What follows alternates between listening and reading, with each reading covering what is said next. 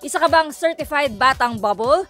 Yes, ang pambansang comedy show ng bansa na Bubble Gang ay nagdiriwang ng kanilang 30th anniversary ngayong 2025. Talagang hindi matatawaran ang kontribusyon ng Kapuso Gag Show sa Philippine pop culture at ngayong nasa age na tayo ng social media, patok na patok pa rin ang mga gags and sketches nito. Pero kung tatanungin ng cast ng Bubble Gang, hindi maikakaila na malaking bahagi ng success ng show ang multi-awarded comedian na si Michael V. Ano-ano kaya ang na-impart ni Direk Bitoy sa ating mga kabubble para mas maging effective comedians? Alamin ang mga yan dito sa Kapuso Insider.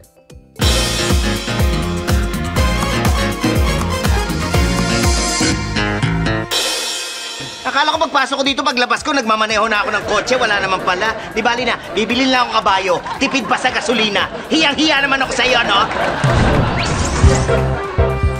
Ang tinuturo din sa akin ni Kuya Bitoy noon, parang pwede kang, hindi ba kailangan magnegosyo ka dyan ng iba?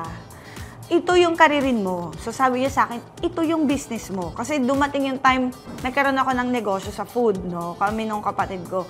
Tapos sige, lagas-lagas na yung hair ko, ang payat-payat ko kasi hirap na hirap ako. Tapos ginajuggle ko yan with motherhood pa. So, sabi niya, wag kang, kung hindi mo kaya yan, wag na. Ito ang business mo. Ito ang karirin mo. So, paano mo siya kakaririn? So, as artista ka, okay, marunong ka magdrama, mag-comedy, o whatever. On cam, yes. Kailangan, magsulat ka din. Mag-sit-in ka sa Pepito, brainstorming, sa Bubble. Hanggang sa, ayun na nga, na-hire naman ako for a short period of time na ang laki-laki naman ng effect sa akin. Ang maganda kasi Kuya Bitoy, pag tinanong mo siya, especially naalala ko dati yung mamaw. Naalala ko yung mamaw. Kasi that time, yung binan kong mamaw, syempre siya yung hipag ko eh. So that time, parang hindi ko alam kung paano ko iibahin yung character. Kumbaga, dapat ba si mamaw ay Tagalog? So, kumbaga Tagaluzon. So sinabi ko kay Kuya Bitoy, pwede bang Bisaya si mamaw? Sabi niya, sige nga parinig. Tapos sabi niya, Kuya Bitoy, pwede ba to? Parang sinabi ko, parang, hey, Jen! Ano ito? Talagang pinapapakita mo, talagang masama talagang ugali mo, Elinda! Nung pinasinabi ko kay Kuya Bitoy yun, parang sige, pwede yan. So, alam mo yun, parang sobrang generous ni Kuya Bitoy in terms of kung paano mo gagawin yung character. Dahil sa tagumpay na tinatamasa ng Bubble Gang sa loob ng 3 dekada, marami tuloy ang nagbansag sa Kapuso Gag Show bilang Pinoy version ng sikat na US comedy show na SNL. Para kay Michael V, nakakataba ng puso na makumpara ang Bubble Gang sa SNL na nagdiwang ng kanilang ika-50 anibersaryo noong Pebrero. Very proud of Bubble Gang. Kasi kami, sa show, itong mga writers, itong mga creative people, fans din ng SNL. And minsan nakakakuha kami ng idea sa SNL.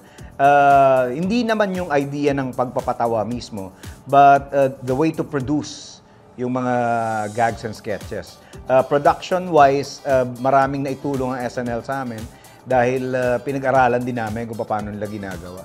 And I would say na since 50 years nga ang SNL, tapos 30 years ang Bubble Gang, parang itutuloy pa rin nila yung legacy nila eh.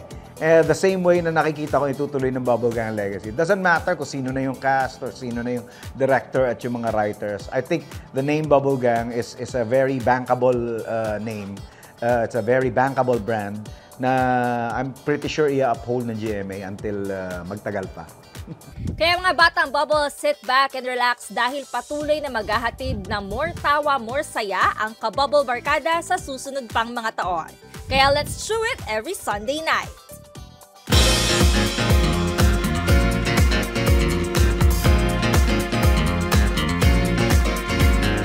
For more exclusive content about your favorite Kapuso stars and shows, visit gmanetwork.com. Follow us on social media pages.